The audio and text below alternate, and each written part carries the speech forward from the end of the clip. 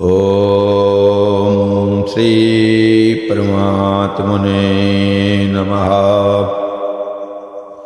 हे कृष्णा करुणा सिंधु कृपा सिंधु जगत्पते गोपेश गोपिका कांतम राधा कांतम नमस्तुते।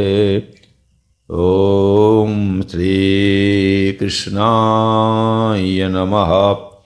ओम श्री कृष्णाय नमः। ओम श्री कृष्णाय नमः। श्रीमद्भगवद गीता नवम अध्यायेर शेषे भगवान राजयोगेर कथा बोलते गिये भक्ति साधनेर समस्त अंग बोलेছেন। তিনি বললেন কেবল ভগবানকে নিয়ে থাকা, তাঁর স্মরণ, তাঁর কথন, সর্বদা কেবল মন তাহাতেই লাগিয়ে রাখা আমাদের একান্ত প্রয়োজন। সমস্ত মনটা ভগবানকে দিয়ে রাখতে হয়। কেউ বলছে আমার ঠাকুরে বিশ্বাস আছে, ঠাকুর শ্রীরামকৃষ্ণ বললেন যে 16 আনা বিশ্বাস চাই। কেউ যদি বলে 15 আনা আছে, 15.5 আনা আছে, 15 আনা 3 পয়সা আছে, বলছে তাহাও হবে না, সংশয় থেকে যাবে। তাই 16 আনা, তাই আমাদের মনকে 16 আনা ভগবানের দিয়ে রাখতে হবে। এই সংসারের রঙে চুবালে হবে না। তাই ভগবানের প্রীতির জন্য সমস্ত কর্ম করতে হয়।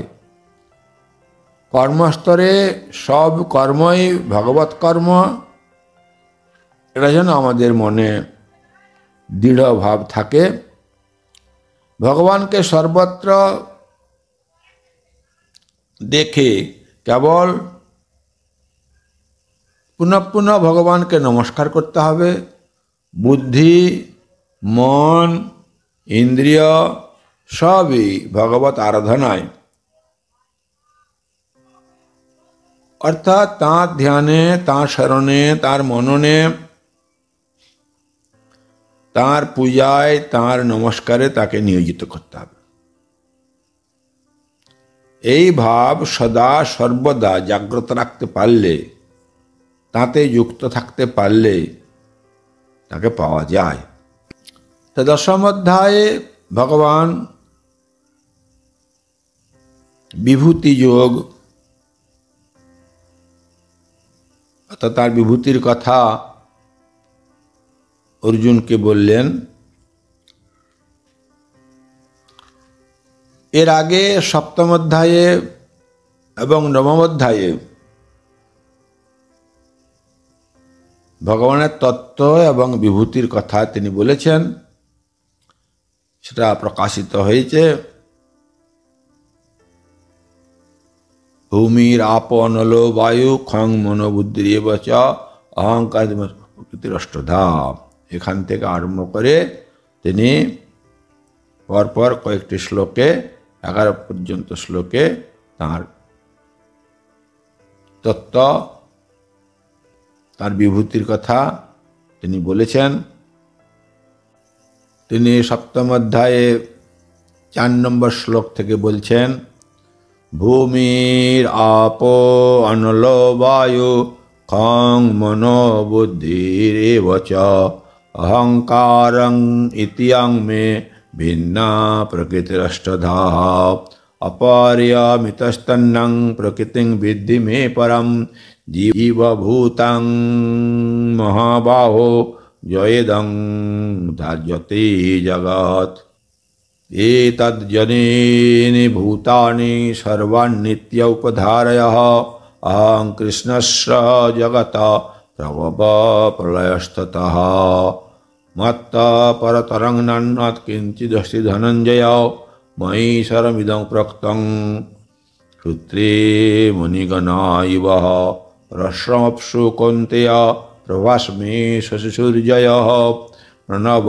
সর্বভেদেষু শব্দকে পৌরুষং নিশো পুণ্যগন্ধ পৃথিব্যাঞ্চ তেজশ্চাস্মি বিভাবসো জীবনং সর্বভূতেষু তপশ্চাস্মি তপস্বিষু বীজং মং সর্বভূতানাং विद्धि पार्थ सनातनम बुद्धिर्बुद्धिमतामस्मि तेजस्तेजस्विनामहं बलं बलवतां चाहं कामराग विवर्जितं धर्म अवृद्ध भूतेषु कामस्मि भरतोर्षभः।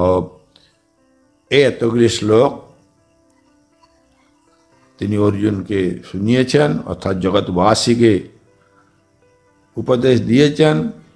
এখানে তিনি তাঁর তত্ত্ব এবং বিভূতির কথা বলেছেন। এবার নবম অধ্যায় কটি শ্লোকে বলেছেন, অহম ক্রতুরহম যজ্ঞ সদাহম অহম ঔষধম মন্ত্রহম অহমেবাজ্যম অহম অগ্নিরহম হুতম পিতামহস্য জগতো মাতা ধাতা পিতামহ বেদম প্রবৃত্তঙ্কার রেক্ষাম যজুরেব চ গতির্ভর্তা প্রভু সাক্ষী নিবাস শরণং শ্রুহিত প্রভব প্রলয়স্থানম নিধানং বীজমব্যয়ম তপম মামি অহং বর্ষম নিগৃহামি উৎসৃজামি চ অমৃতঞ্চ মৃত্যুশ্চ সদশচ্যহম অর্জুন। তো এতগুলি শ্লোক তিনি সোপাধিক এবং নিরুপাধিক যে তত্ত্ব সেটা বললেন, এবং সেগুলি সোপাধিক ব্রহ্মের তো ঈশ্বরের ধ্যানের উপাসনা ও উপায় রূপ, আর নিরুপাধিক ব্রহ্মের জ্ঞানের উপায় স্বরূপ। এখন সেগুলি যাতে সোপাধিক ব্রহ্ম অর্থাৎ ভগবানের ধ্যানের উপযোগী হয়, তার জন্য তিনি বিস্তৃত বিবরণ বলছেন। আর এই তত্ত্বটি অতি দুর্বিজ্ঞ, কাজেই তদ্বিষয়ক জ্ঞানের জন্য সেগুলি যে পুনরায় বলা উচিত। অর্থাৎ দুর্বিজ্ঞ তত্ত্ব বুঝাইতে গেলে পুনঃ পুনঃ উপদেশ দেওয়া আবশ্যক, কারণ আত্মতত্ত্ব জ্ঞান অতীব দুর্জ্ঞ। সকলেই সে বিষয়ে বিবেক বৈরাগ্যবান হয়ে আত্মতত্ত্ব জ্ঞান লাভ করতে পারবে সেরূপ নয়। সেই জন্য যে যে বস্তুটি ভগবানের চিন্তা করতে হবে, সেই সেই বস্তুর পরিচয় এই বিভূতি অধ্যায়ে ভগবান বিস্তৃতভাবে বলেছেন। তাই ভগবান অর্জুনের প্রশ্নের উপেক্ষা না করে এখানেও তিনি তাকে বললেন, ভূয়া এব মহাবাহো শৃণু মে পরমম বচঃ যত্তেহং প্রিয়মানায় বক্ষ্যামি হিতকাম্যয়া। হে মহাবাহো, অর্জুনকে বলছেন মহাবাহো, যার বাহু মহান, তিনি অনেক যুদ্ধ করতে পারতেন। মহাবাহু, তুমি আমার পরম বাক্য সকল পুনরায় শ্রবণ করো। বুঝাইব, পুনরায় বলছি, তোমাকে পুনরায় বলছি, এবং আমার বাক্য শ্রবণে তুমি প্রীতি অনুভব করছো, তজ্জন্য তোমারই মঙ্গল কামনায় আমি এই সকল কথা বলিতেছি। শ্রোতার প্রীতিকর হলে তবে তত্ত্বকথা উপদেশ করা উচিত, কারণ শ্রোতা এবং বক্তার মধ্যে একটা সম্বন্ধ থাকে। এই সম্বন্ধ যত গভীর হয় তত এখানে তত্ত্ব আলোচনাও সুগম হয়। ভগবান বলছেন, তুমি পুনর্বার আমার কথা শোনো। কেন না আমার বাক্য বাণী শ্রবণে তোমার নিরতিশয় প্রীতি জন্মেছে। লোকের যেমন অমৃত পান করে অমরত্ব লাভের ইচ্ছা হয়, সেরূপ তোমারও হয়েছে। সেজন্য আমি তোমাকে বলছি। ভগবানের দুটি রূপ, একটি সগুণ, একটি নির্গুণ। তিনি সমষ্টিতে এক, ব্যষ্টিতে বহু। সগুণ ও নির্গুণ একই বস্তু। যেমন বৃক্ষের সমষ্টি হচ্ছে বন, জলের সমষ্টি হচ্ছে জলাশয়। তিনি সমষ্টি রূপে তিনি এক। তাই তিনি অর্জুনকে তার প্রীতির উদ্দেশ্যে তিনি আবার বলছেন যে তুমি আমার প্রকৃষ্ট বচন আবার শোনো, যা শুনলে তোমার যেন অমৃতপান জন্য তৃপ্তি অনুভব হয় হচ্ছে। সেই জন্য তোমাকে তোমার পরম আপ্ত আমি হিতৈষী, আমি তোমার পরম হিতৈষী। তাই তোমার যাতে ইষ্টপ্রাপ্তির ইচ্ছায়, তোমার কল্যাণের ইচ্ছায় আমি এটা বলবো। ভগবানের কথা শুনে অর্জুন অমৃতপানের তৃপ্তি অনুভব করছেন, এটা ভগবান তাকে বোঝাচ্ছেন। বক্তা এবং শ্রোতার মধ্যে এক দিব্য যোগসূত্র স্থাপিত হয়েছে, আর সেই সম্বন্ধেই পরম মঙ্গলের সূচনা করছে। তাই ভগবান অর্জুনের কল্যাণের নিমিত্ত এই শুভ সুযোগ অবলম্বন করে কথার মধ্যে কথা না থেমে তিনি আবার বলেছেন। তিনি আগের বলেছেন তোমার অশ্বা নেই, তুমি অশ্বা রহিত। নবমধ্যের প্রথমে বলছেন যে তোমার অশ্বা নেই, অর্থাৎ তুমি আমার গুণে দোষ দৃষ্টি করো নাই। তাই সেখানে রাজ্যর কথা বলেছেন। এখন কি বলছেন? প্রিয়মানায় তে বক্সামি। তাহলে এখন অর্জুনের সঙ্গে তার যে প্রীতির সম্বন্ধ স্থাপন হয়েছে, ইয়া আগের থেকে আরো গভীরতর সম্বন্ধ হয়েছে।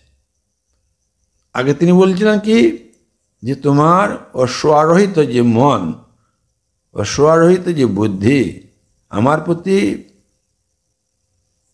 যে তোমার ধ্যান ধারণা, তার জন্য তিনি তাকে রাজযোগ সম্বন্ধে উপদেশ দিয়েছেন, জ্ঞান বিজ্ঞান যোগ উপদেশ দিয়েছেন। এখন তিনি বলছেন যে প্রিয়মান, তুমি আমার প্রিয়, তোমার সঙ্গে আমার বহুত প্রীতি রয়েছে। সেই প্রীতির জন্য আমি তোমাকে পুনরায় আমার বিভূতির কথা বলবো। কারণ আত্মতত্ত্ব জ্ঞান লাভ করা খুবই দুর্জ্ঞ। তাই মন যাতে আমার সেই বিভূতিগুলো রেখে সাধন করতে পারো, তার জন্য আমি পুনরায় তোমাকে বলছি। তো তিনি যখন আবার অনেকবার বলেছেন, তখন আবার বারবার বলার প্রয়োজনটা কিসের? এই জন্য দ্বিতীয় শ্লোকে ভগবান বলছেন, নমে বিদুষরগণঃ প্রভবং ন মহর্ষয়ঃ অহমার্দিহি দেবানং মহর্ষিণাঞ্চ সর্বশঃ। নমে বিদু মানে আমাকে জানে না। কারা জানে না? ইন্দ্রাদি দেবগণ এবং ভৃগু আদি মহর্ষিগণ, এরা সর্বজ্ঞ। সর্বজ্ঞ হলেও কি হবে? তারা বলছেন ভগবান যে আমার যে প্রভাব, যে প্রভু শক্তি, অর্থাৎ উৎপত্তি এবং আমার যে অনেক প্রকার বিভূতি, সেই বিভূতি সম্বন্ধিত যে আবির্ভাব, তা তারা জানেন না। তারা জানেন না তার হেতুটা কি? সেই জন্য বলছেন যে সকল দেবতাগণ ও মহর্ষিগণ সকল প্রকারে, অর্থাৎ তাদের উৎপাদক রূপে এবং তাদের বুদ্ধি আদির প্রবর্তক রূপে তাঁদের নিমিত্ত কারণ এবং উপাদান কারণ হওয়ার জন্য আমি আদি কারণ হইতেছে। আদি, তিনি আদি মানে তিনি অনাদি, তিনি অনাদি। ব্রহ্মাদি সুরগণ আমাকে জানেন না, কারণ তারা যখন আমার বিকার অর্থাৎ আমার থেকেই উৎপত্তি, আমি তাদের আদি, সুতরাং তারা আমার প্রভাব জানতে পারেন না। সেই জন্য তারা আমার আবির্ভাব জ্ঞাত নহেন। কেবলমাত্র সম্যকদর্শী জ্ঞানীরাই নিজ আত্মায়, সর্বভূতের যে আত্মা, সেই আমাকে প্রত্যক্ষ দর্শন করে একত্ব অদ্বয় জ্ঞানে মোক্ষ লাভ করেন। শ্রী ভগবান সকলের আদি, তিনি অনাদি। সুতরাং তার উৎপত্তি দেবতা বা ঋষিরা কেউ জানেন না। তিনি যে অনাদি, তিনি যে সর্বলোক মহেশ্বর, তা জানলেই সর্ব পাপ মুক্তি হয়।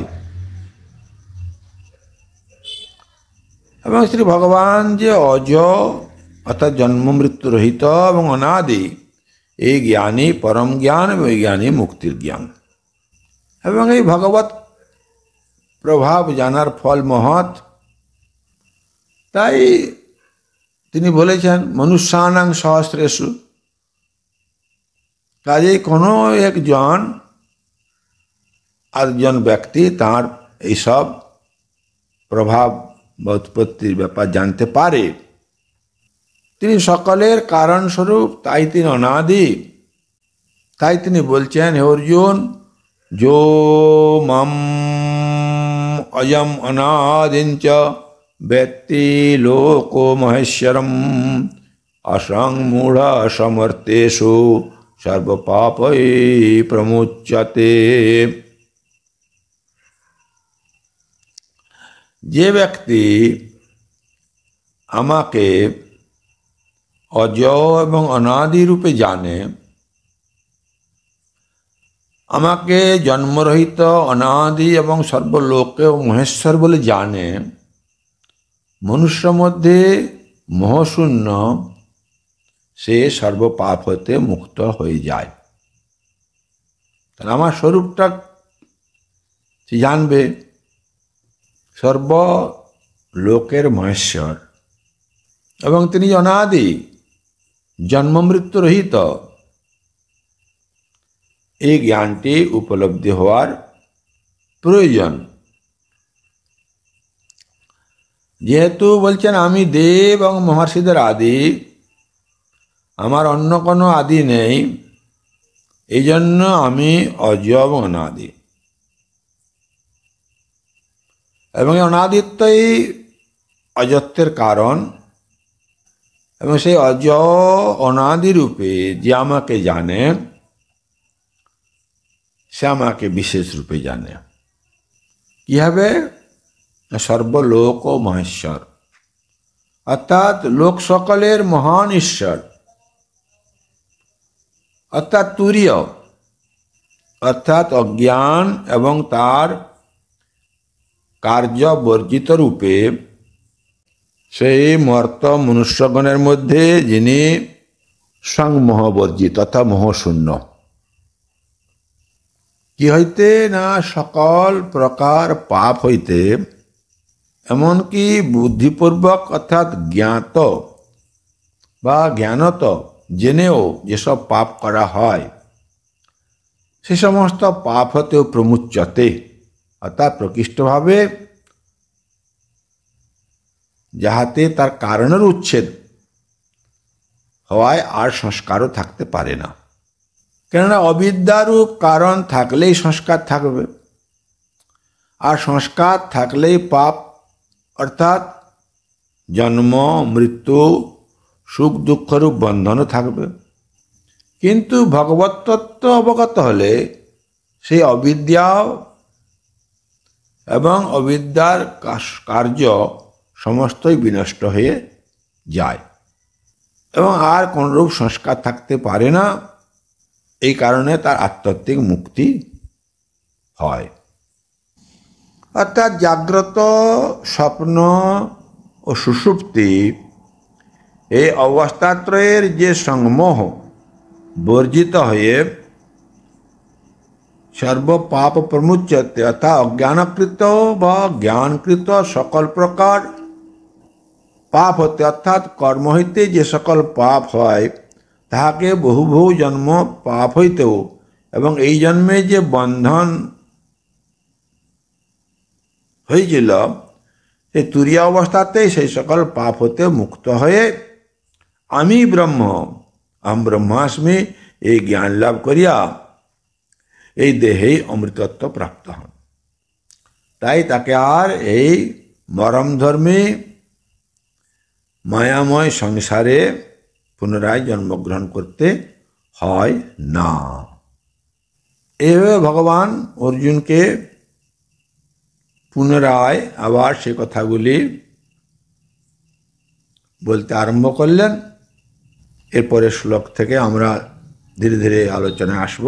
আপনারা আমাদের সঙ্গে থাকুন, শ্রবণ করুন, আনন্দ লাভ করুন।